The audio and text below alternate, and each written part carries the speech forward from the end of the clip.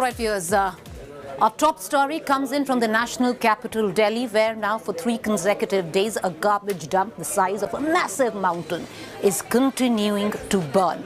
All of this after what happened in Ghazipur in Delhi. The latest incident, the garbage dump yard at Bhalswa.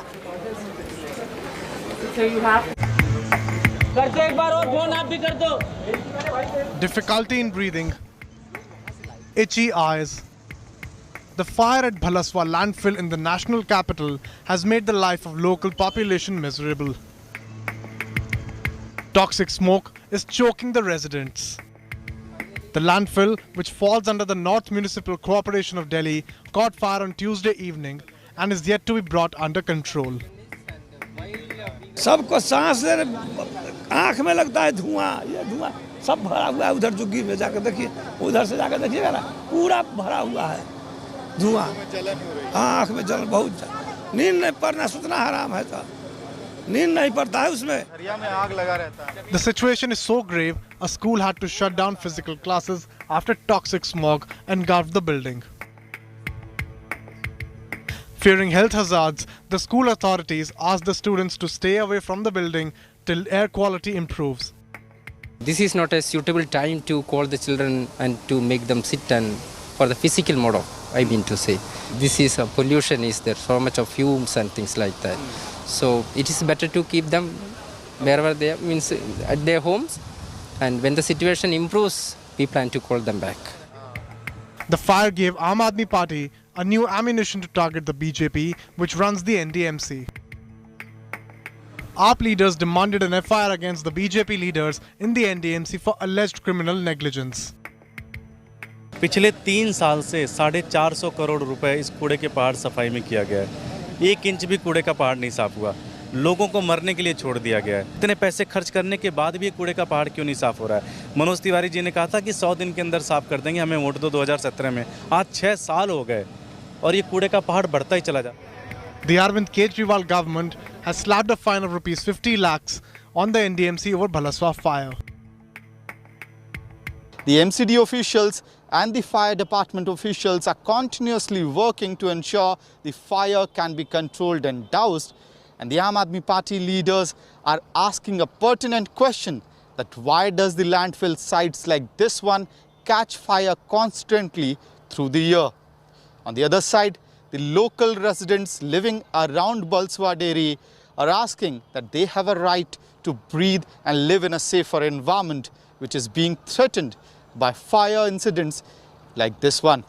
With video journalist Nasir, this is Amit Bhardwaj for India Today from Delhi.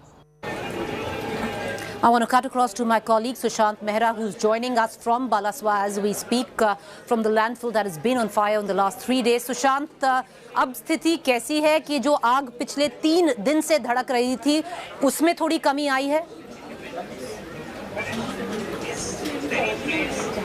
देखिए प्रीति, मैं आपको तस्वीरें दिखाना चाहूँगा बलसवा landfill site की। आप मेरे पीछे देखेंगे कि पूरे बलसवा लैंडफिल साइट पे जहाँ पर ये आग लगी थी, आप देख सकते हैं अभी भी कई हिस्सों में जो है वो आग यहाँ पर लगी हुई है और लगातार कूलिंग प्रोसेस जो है वो अभी भी फायर की तरफ से जारी है। लगातार जो फायर कर्मी है, आप देखेंगे कि उनको किस तरीके से मशक्कत जो है इस पूरे इलाके में, इस लैंडफिल साइट को में जहाँ पे आग लगी है उसको कंट्रोल करने में कितनी मशक्कत करनी पड़ी है, क्योंकि जहाँ तक आप देखेंगे लगातार जो आग है वो लगातार अगले हिस्सों में जो है वो बढ़ती जा रही है और वहां तक एक्सेस जो है वो फायर का वो काफी मुश्किल है। लोगों को पहुंचने, फायर को वहां तक पहुंचने में काफी दिक्कतों का सामना करना पड़ रहा है। पूरे एरिया के अंदर अगर कहा जाए तो लगातार जो पोल्यूशन का लेवल है इस आग के धुएं के कारण बढ़ता जा रहा है। लोगों को, यहाँ पर रहने वाले लोगों को काफी परेशानी का सामना करना पड़ रहा है।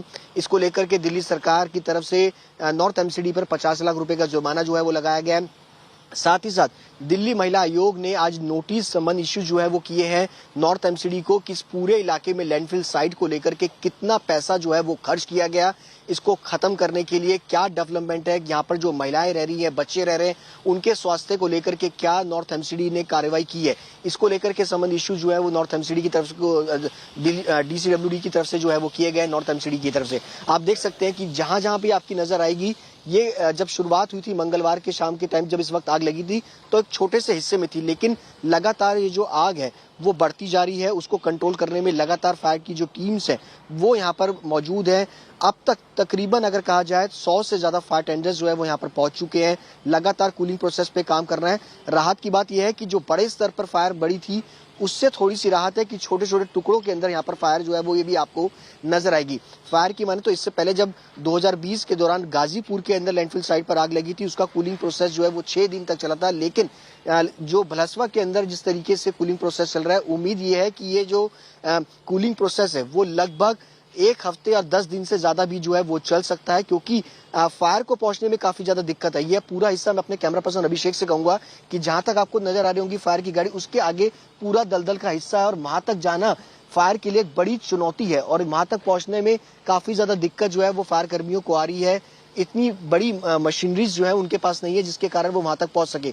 अभी आप देखेंगे कि जहां भी आप आगे की तरफ देखेंगे तो यहाँ पर धुआं ही धुआं और आग के जो है वो आपको लपटें जो है वो नजर आएंगी। लेकिन धीरे धीरे यहाँ पर कूलिंग प्रोसेस जो है वो जारी है। फायर लगातार मेहनत कर रही है।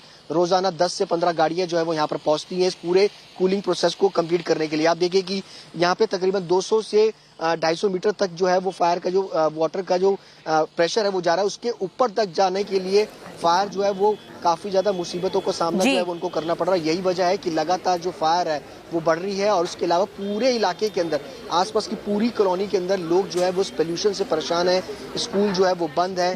कॉलोनियों के अंदर लोग जो रह रहे हैं उनको रहने में दिक्कत आ रही है। सुशांत, बहुत बड़ा मुद्दा है। एक छोटा सवाल जरूर करूंगी आपसे। स्कूल्स बंद हैं, वहां पर जो बच्चे हैं वो चोक हो रहे हैं। पूरे दिल्ली का अगर मान लीजिए पोल्यूशन AQI इंडेक्स है वो पिछले 3 दिन जो नॉर्मल रहा है, जो बदतर ही है उससे ज्यादा बदतर हो गया है। पर जो बड़ा मुद्दा सुशांत, क्योंकि आप दिल्ली सरकार को फॉलो करते हैं, जो यहाँ पर जो इतने सारे लैंडफिल्स हैं बहुत अप टू डेट हो चुके हैं। 10 साल पहले उनको बंद कर देना चाहिए था।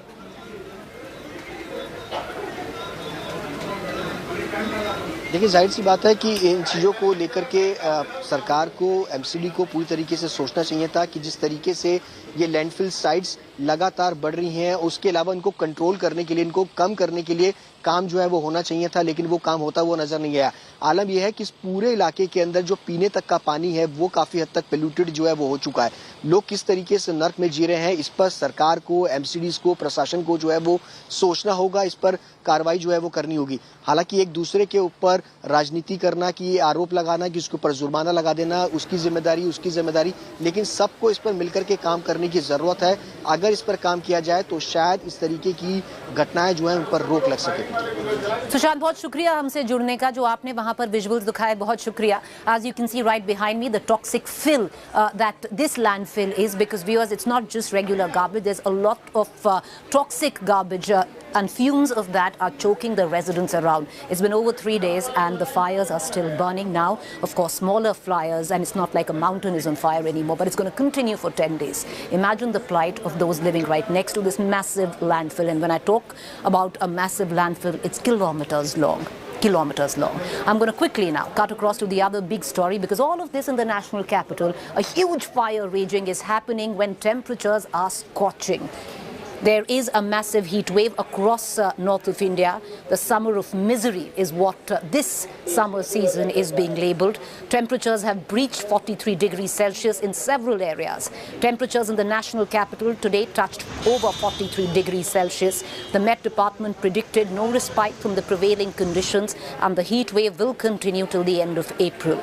The Met Department also issued a warning for Rajasthan, Delhi, Haryana, UP and Odisha. I want to cut across immediately to my colleague Tejri Purandre, who's joining me live with the very latest from the Met Department. Tejri, what is the Met Department saying? Because as of yesterday, what we've been given to understand that this summer season is going to be the worst ever for India.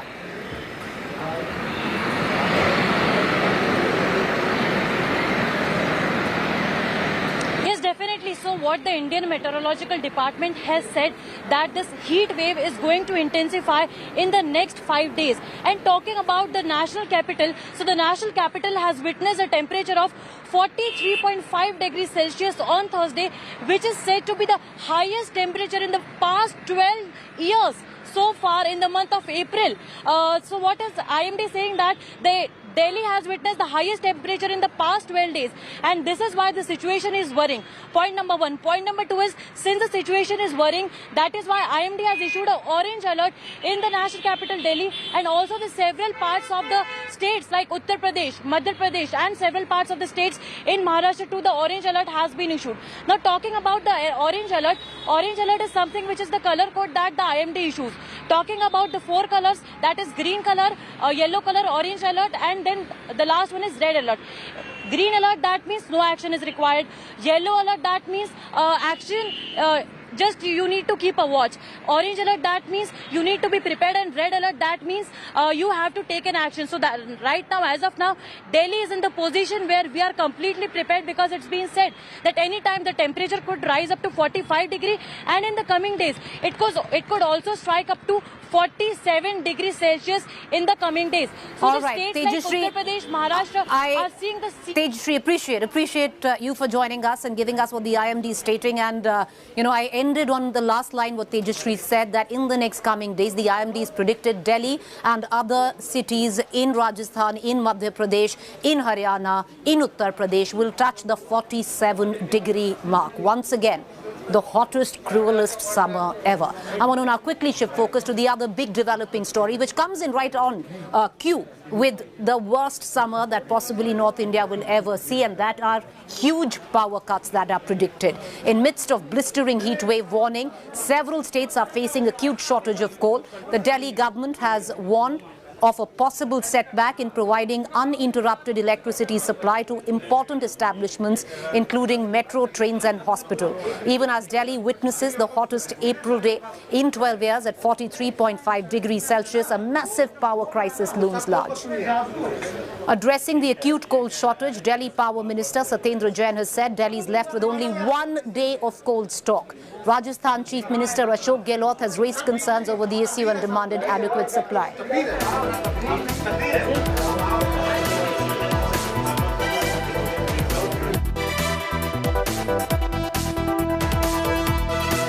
देखिए, पूरे देश के अंदर कोयले की बहुत भयंकर कमी है, और उसका सबसे बड़ा कारण है कि जो रेलवे के रैक हैं, जो ट्रेन्स होती हैं, वो अवेलेबिलिटी कम है और कोयले की कमी भी है। उसकी वजह से पूरे देश के अंदर जितने भी पावर प्लांट्स हैं, उनके पास कोयले की बहुत गंभीर समस्या है। बिजली को स्टोर करके नहीं रखा जाता, बिजली डेली बनती है, और बिजली के लिए जैसे कोयले से अगर बिजली बनती है तो कोयले का बैकअप होना चाहिए, जो कि नॉर्मल सर्कमस्टेंसेस में 21 दिन से ज़्यादा होना चाहिए। आज काफ़ी सारे प्लांट्स के ऊपर 1 दिन से भी कम का कोयला बचा है। हमारे आज भी 21-22 million ton thermal power plants में है, एवरेज में बता रहा हूँ, और 72 मिलियन टन कोल इंडिया और जो कैप्टिव वगैरह है वो 10 दिन का है, इसीलिए थोड़ा कुछ लोग बहुत शॉर्ट है बोलते हैं, शॉर्टेज है ऐसे बोलते हैं, लेकिन रिप्लेनिशमेंट कंटिन्यूअसली होता रहेगा।